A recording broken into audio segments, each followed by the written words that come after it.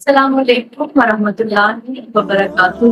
قرآن میں حضرت ابراہیم علیہ السلام اور ان کی قوم کے درمیان ہونے والے مکالمے کا جس طرح سے ذکر کیا گیا ہے، اس میں حضرت ابراہیم علیہ السلام کا اللہ پر غیر تزلزل ایمان اور بت پرستی سے مکمل طور پر انکار نمایاں ہے۔ حضرت ابراہیم علیہ السلام نے بھرپور اعتماد کے ساتھ ان کے دعووں کا انکار کیا اور فرماتے تھے کہ میں تمہارے جھوٹے خداؤں سے نہیں ڈرتا، کیونکہ صرف اللہ ہی ان کی رہنمائی کرنے والا اور حفاظت کرنے والا ہے۔ حضرت ابراہیم علیہ السلام نے فرمایا کہ نفع اور نقصان صرف اور صرف اللہ ہی کے اختیار میں ہے اور اس کا علم ہر چیز کا احاطہ کیے ہوئے ہے۔ شکر نام کی ان آیات کا ترجمہ آپ کے ساتھ شیئر کرتی ہوں۔ بسم اللہ الرحمن الرحیم۔ اور پھر یہ ہوا کہ ان کی قوم نے ان سے حجت شروع کر دی۔ ابراہیم نے ان سے کہا، کیا تم مجھ سے اللہ کے بارے میں حجت کرتے ہو، جبکہ اس نے مجھے ہدایت دے دی ہے، اور جن چیزوں کو تم اللہ کے ساتھ شریک مانتے ہو میں ان سے نہیں ڈرتا کہ وہ مجھے کوئی نقصان پہنچا دیں گی، الا یہ کہ میرا پروردگار مجھے کچھ نقصان پہنچانا چاہے تو ہر حال میں پہنچائے گا۔ میرے پروردگار کا علم ہر چیز کا احاطہ کیے ہوئے ہے۔ کیا تم پھر بھی کوئی نصیحت نہیں مانتے؟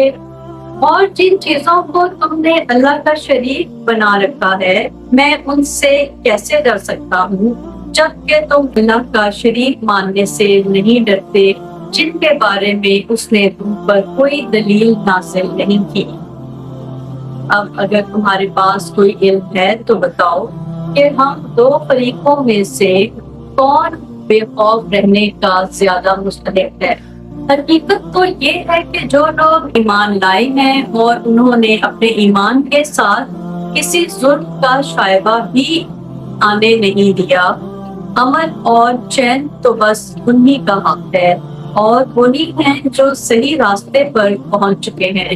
یہ ہماری وہ کامیاب دلیل تھی جو ہم نے ابراہیم کو ان کی قوم کے مقابلے میں عطا کی تھی۔ ہم جس کے چاہتے ہیں درجے بلند کر دیتے ہیں۔ بے شک ہمارے رب کی حکمت بھی بڑی ہے، علم بھی کامل ہے۔ تمہارے لیے ابراہیم اور ان کے ساتھیوں میں بہترین نمونہ ہے جب انہوں نے اپنی قوم سے کہا تھا کہ ہمارا تم سے اور اللہ کے سوا تم جن کی عبادت کرتے ہو ان سے کوئی تعلق نہیں ہے، ہم تمہارے عقائد کے منکر ہیں اور ہمارے اور تمہارے درمیان ہمیشہ کے لیے دشمنی اور بغض پیدا ہو گیا ہے جب تک تم صرف ایک اللہ پر ایمان نہ لاؤ۔ البتہ ابراہیم نے اپنے باپ سے یہ ضرور کہا تھا کہ میں آپ کے لیے اللہ سے مغفرت کی دعا ضرور مانگوں گا، اگرچہ اللہ کے سامنے میں آپ کو کوئی فائدہ پہنچانے کا کوئی اختیار نہیں رکھتا۔ اے ہمارے پروردگار، آپ ہی پر ہم نے بھروسہ کیا ہے اور آپ ہی کی طرف ہم رجوع ہوئے ہیں اور آپ ہی کی طرف سب کو لوٹ کر جانا ہے۔ لائک کرنا، شیئر کرنا اور کمنٹ کرنا مت بھولیے گا۔ چینل کو سبسکرائب کر لیجئے، بیل آئیکن کو ہٹ کر لیجئے۔ جزاک اللہ۔